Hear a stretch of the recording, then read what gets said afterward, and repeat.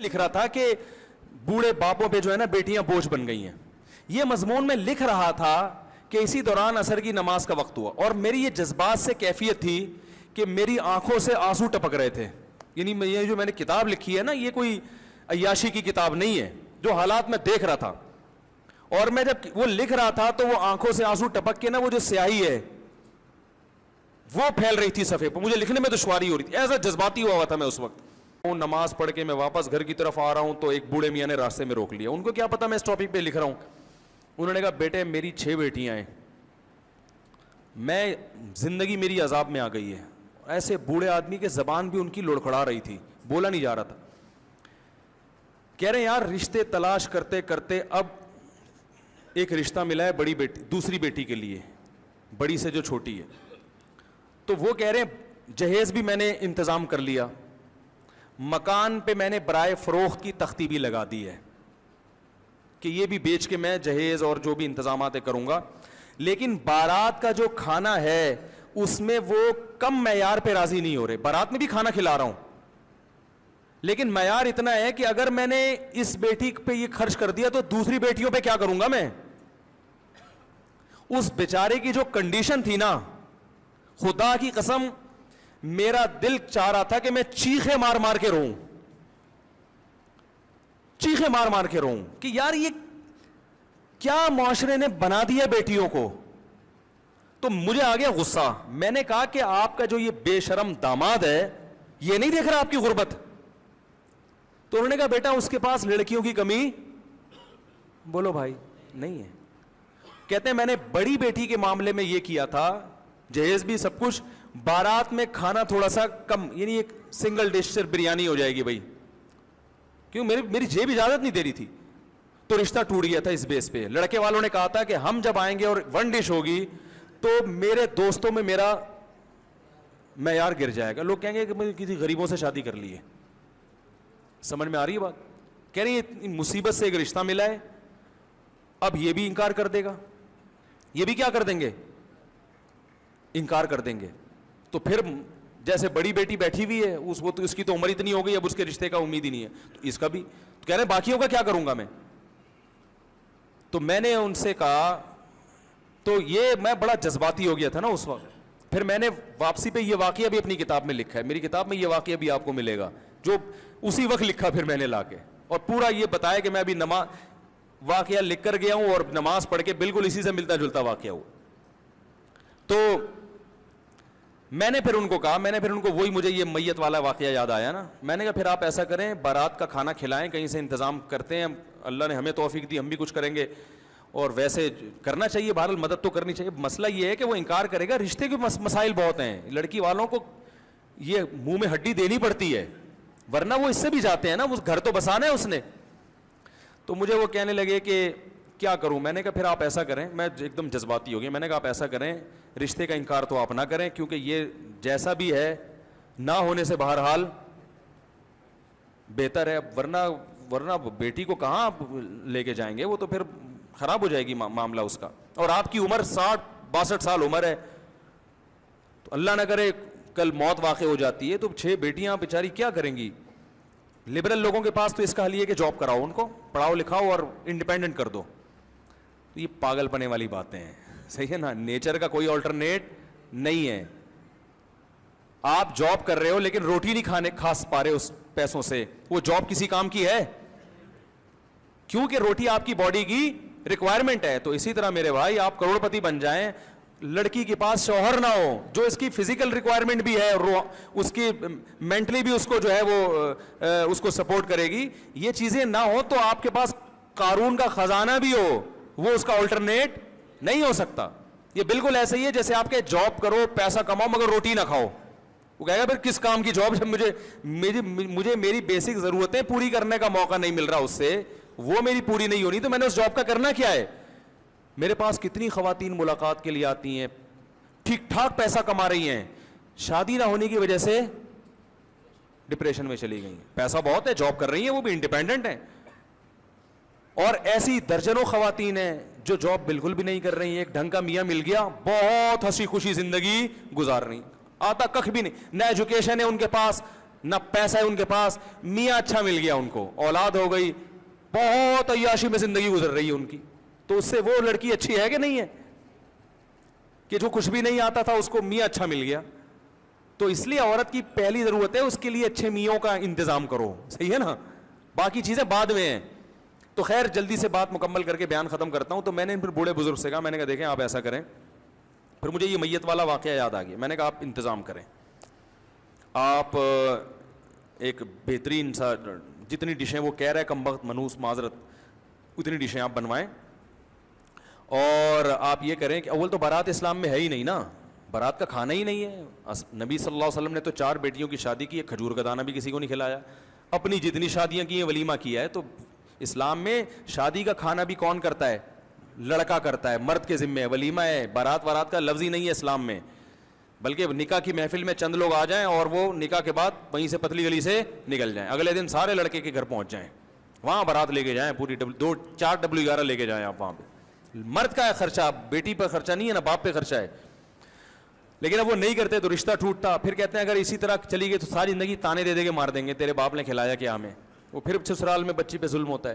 تو میں نے کہا پھر آپ ایسا کریں, آپ تمبو شمبو کا انتظام کریں اور پھر وہاں بہترین کھانا وانا پکوائیں, قرضے لے لے کے, مکان بیچ کے, اور جب کھانا شروع ہونے والا ہو, صحیح ہے نا, جیسے ہی لوگوں کے منہ میں نوالا اور آپ کے جو ہونے والا داماد ہے اس کے منہ میں جیسے ہی وہ لقمہ جانے لگے, آپ ایک دم کیا کریں, اسٹاپ, لوگوں تھوڑی دیر کے لیے رک جاؤ. لوگ بولیں گے کیا ہو گیا بھائی, مسئلہ کیا ہے, کوئی کھانے میں خدا نہ خدا زہر ملا دیا ہے, کیا ہو گیا ہے.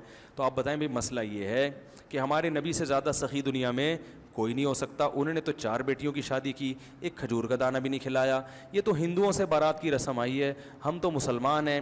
اب بتاؤ جس آدمی کے 6 بیٹیاں ہوں, وہ ایک بیٹی پہ 2.5-3 لاکھ کے کھانے کھلا کے تو پوری پراپرٹی تو گئی, اور ایک دن میں اڑا دی اس نے. مہمان آئے, بوٹیاں کھا کے چلے گئے, ایک ہفتے بعد ان کو یاد بھی نہیں رہتا کہ دعوت میں کس نے کیا کھلایا تھا. تو یہ جو بیڑا غرق کیا جا رہا ہے بوڑھے باپوں کا, بیٹیوں کے بے شرم داماد جو بیڑا غرق کر رہے ہیں, کیا یہ سمجھ میں آنے والی بات ہے؟ تو سب میں نے کہا جیسے ابراہیم علیہ السلام نے کہا تھا نا, انہوں نے پوچھا تھا کہ یہ ہمارے بتوں کا حشر نشر کس نے کیا, تو ابراہیم علیہ السلام نے فوراً کہہ دیا یہ بڑے والے نے کیا ہے. تو فوراً ان کے ایک دم ان کی جو کیفیت ہوئی, انہوں نے کہا یار ہم تو بڑی بیوقوف ہیں کہ ایسے کی عبادت کر رہے ہیں جو یہ بتا ہی نہیں سکتا کہ ہمیں مارا کس نے. ابراہیم علیہ السلام نے کہا ان سے پوچھ لو کس نے مارا ہے. تو ان کے دل میں آیا اف لکم, یعنی ان کے دل میں فوراً کیا آیا کہ قرآن کہتا ہے ان کے دل میں فوراً احساس ندامت ہوا کہ یار یہ تو یعنی ہم ایسوں کی عبادت کر رہے ہیں جو اپنے قاتل کا پتہ نہیں بتا سکتے کہ ہمیں کس نے مارا, کس نے ہمارے ساتھ یہ ظلم کیا, جو یہ نہیں کر سکتا ہماری مدد کہاں سے کرے گا. تو میں نے کہا جب آپ ان کو بولیں گے کہ بھائی یہ جو میں نے سارا انتظام کیا ہے قرضے لے لے کے کیا ہے, اور کل تمہارے بھی بیٹیاں ہوں گی, اور یہ اگر بچیوں کے باپوں پہ یہ تم ظلم کرو گے تو بتاؤ کیا یہ ظلم کی شریعت اجازت دیتی ہے؟ جس رسول کا تم کلمہ پڑھتے ہو انہوں نے اجازت دی ہے, یا یہ کوئی عقل میں آتا ہے؟ یہ غیرت کے خلاف ہے یا نہیں ہے؟ تو میں نے کہا ایک دم سب کے منہ سے نکلے گا یقیناً. پھر وہ چلے پھر بسم اللہ کریں کھائیں. انہوں نے کہا بیٹا یار کیسے مشورے دے رہے ہو. میں نے کہا اچھا چلو اتنی ہمت نہیں ہے تو ایک بورڈ لگا دیں, بارات کا کھانا جب کھلائیں نا تو ایک کیا لگا دیں, ایک بورڈ, اس پہ لکھ دیں کہ یہ کھانا اسلام میں نہیں ہے. علماء سے ہم نے سنا یہ غلط ہے اور یہ بچیوں کے باپوں پہ بوجھ ہے, تو میں تو مجبوری میں کھلا رہا ہوں اپنی بچی کے تحفظ کے لیے, مجبور ہوں کہ سسرال میں اس پہ ظلم نہ ہو, ورنہ یہ اسلام میں پسندیدہ نہیں ہے. اتنا بورڈ لگا دیں, کچھ تو تھوڑی سی تو شرم آئے گی کم وقت کو کھاتے ہوئے. ارے اتنے لاکھوں روپے خرچ کر رہے ہو تو اس کا اتنا معاوضہ تو لو کہ اس کو شرم تو آئے نا. تو انہوں نے یہ مجھ سے وعدہ کیا کہ میں کچھ تھوڑا بہت زیادہ تو کہہ رہے گاڑا نہیں کہ پھڈا نہ ہو جائے, تھوڑا سا لکھ کے انشاءاللہ لگاؤں گا. لیکن میں نے ایک دفعہ بیان میں پھڈا کروایا ہے.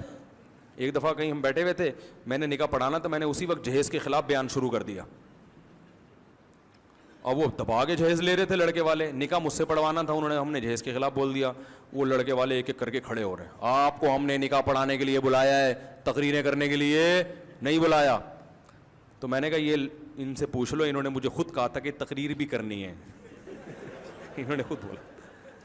تو انہوں نے کہا پھر یہ کیسی باتیں کر رہے ہیں آپ, اپنا نکاح کے فضائل بیان کریں. میں نے کہا فضائل کی آپ کو ضرورت نہیں ہے, وہ پتہ ہے تبھی تو نکاح کیا نا. اس طرح کی مجھے پوری ورڈنگ تو یاد نہیں ہے اپنی. تو میں نے کہا بس تمہیں مولوی اتنا اچھا لگتا ہے کہ جو جنازہ پڑھائے ہیں, بچے کے کان میں اذان دے اور دم درود کر لے, گھٹنے میں درد ہے, میری کھوپڑی میں درد ہو رہا ہے, میری ناک میں درد ہو رہا ہے, تھوڑا سا فاتحہ پڑھ کے پھونک لگا دے اور تھوڑا سا جو ہے وہ تعویذ شاویز کا کچھ لکھ کے دے دے, گنجے کے سر پہ ہاتھ پھیر دے کہ شاید اللہ بال نکال دے اس کے, ہے بھائی. باقی تمہیں تو بھائی یہ چیز تمہیں قیامت, یہ اسلام تمہیں قیامت میں اللہ کے عذاب سے نہیں بچائے گا, سمجھ رہے ہو نا. تو اللہ تعالیٰ ہدایت. آپ بھی جب بارات کا بچیوں پہ بارات پہ مجبوری میں کھانا کھلائے کریں نا, تو ایک دفعہ میرے اس بیان کی ریکارڈنگ کم از کم سے چلا دیں, یہ والا واقعہ کھاتے ہوئے ہیں. جب وہ کھا رہے ہو نا تو کہیں یہ غیرت کے خلاف ہے بارات کی بوٹیاں. اچھا ایک بات یاد رکھو, فقہا نے بیان کیا ہے کہ جس کو ظلم کا خطرہ ہو اس کے لیے رشوت دینا جائز ہے, کیونکہ آپ نہیں دیں گے تو ظلم کرے گا نا, تو لینا تو حرام ہے, دینا جائز ہے. تو اس لیے پہ بارات کا کھانا بھی ہے. اگر آپ کو یہ خطرہ ہے کہ بچی, کیونکہ سب نے یہ تقریریں نہیں سنی ہوئی ہوتی, اور سنی ہوئی بھی سب نے ہوتی ہیں تو سمجھ میں نہیں آتی, اور سمجھ میں آ بھی جائیں تو سب اتنے نیک نہیں ہوتے کہ عمل بھی کریں. تو پھر یہ باپوں کی مجبوری بن چکی ہے کہ بچیوں کو رخصت کرتے ہیں تو وہ بارات یہ ٹوپی ڈرامے کرنے پڑتے ہیں. تو اگر خدا نہ خواستہ اتنا ڈر ہے کہ رشتہ ہی ٹوٹ جائے گا, بچی کا گھر ہی اجڑ جائے گا, تو پھر آپ بھی کھلا دیا کریں اس نیت سے کہ منہ میں ہڈی دے دینی چاہیے, ٹھیک ہے نا. کوئی زیادہ بھونک رہا ہو نا تو بھائی ایک تھوڑی سی بوٹی ڈال دو کہ چپ ہو جائے گا, جان چھوڑا ہماری. تو اس نیت سے کہ ہڈی. اور پھر لڑکی کے قریبی رشتہ دار جو جن کے نہ جانے سے بھی فساد کا خطرہ ہے وہ پھر بارات میں جا بھی سکتے ہیں. بھائی لڑکی کے اب بارات کا بائیکاٹ کر کے, بھائی بارات کا بائیکاٹ کر کے بیٹھ گیا, بہن کی شادی ہے وہ بھائی نہیں جا رہا, تو پھر لڑکے والے بعض دفعہ وہ ان کو یہ تھوڑی سمجھ میں آتا ہے کہ وہ کہتے ہیں شاید ان کے تعلقات ٹھیک نہیں ہے اس کا, پھر تو ایسے موقع پر ہم لڑکی کے بھائیوں کو بھی گنجائش دیں, تمہاری بہن کی شادی ہے, تم تو مجبوراً جاؤ یار, مجبوری ہے نا, وہ پھر بڑا برا اثر پڑتا ہے سامنے والوں پر. تو ابا ہی شارٹ ہو گئے بارات سے کہ یہ ناجائز ہے, میری بیوی کر رہی ہے مجبوری میں تو میں نہیں آؤں گا. تو داماد بولے گا یہ تو پتہ نہیں بیٹی کا باپ ہی مارکیٹ سے کیا ہے, تو وہ پھر اور غلط مطلب لیا جاتا ہے. تو پھر رشوت جیسے ظلم سے بچنے کے لیے دی جاتی ہے نا, تو پھر وہ اس حد تک ان رشتہ داروں کا جانا بھی اس کی بھی گنجائش ہوگی, سمجھ رہے ہیں. کیونکہ اس میں بعض لوگ غلو کرتے ہیں اور وہ کہتے ہیں بارات اسلام میں جب جائز نہیں ہے, ناجائز ہے, غلط ہے, تو وہ پھر اتنا بائیکاٹ کروا دیتے ہیں کہ وہ خود اس حالات سے گزرے نہیں ہوتے. نتیجہ یہ نکلتا ہے کہ پھر وہ بچیوں کی وہ طلاقیں ہو جاتی ہیں اور وہ رشتے ٹوٹ جاتے ہیں, پھر وہ جو ایک مصیبت سے گزرتی ہیں ان پھر دین سے دور ہو جاتی ہیں وہ. تو اس لیے بیلنس.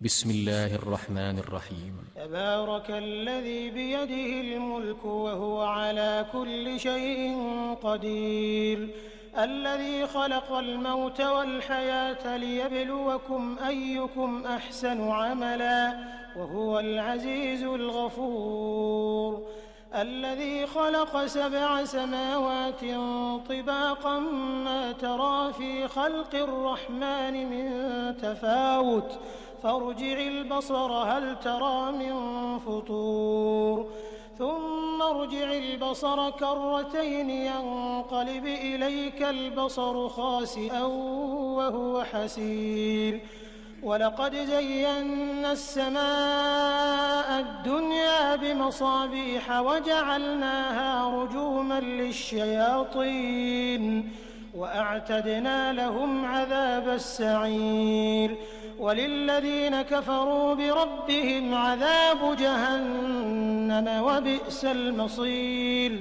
إذا ألقوا فيها سمعوا لها شهيقا وهي تفور تكاد تميز من الغيظ كلما ألقي فيها فوج سألهم خزنتها ألم يأتكم نذير قالوا بلى قد جاءنا نذير فكذبنا وقلنا ما نزل الله من شيء إن أنتم إلا في ضلال كبير وقالوا لو كنا نسمع أو نعقل ما كنا في أصحاب السعير فاعترفوا بذنبهم فسحقا لأصحاب السعير إن الذين يخشون ربهم بالغيب لهم مغفرة وأجر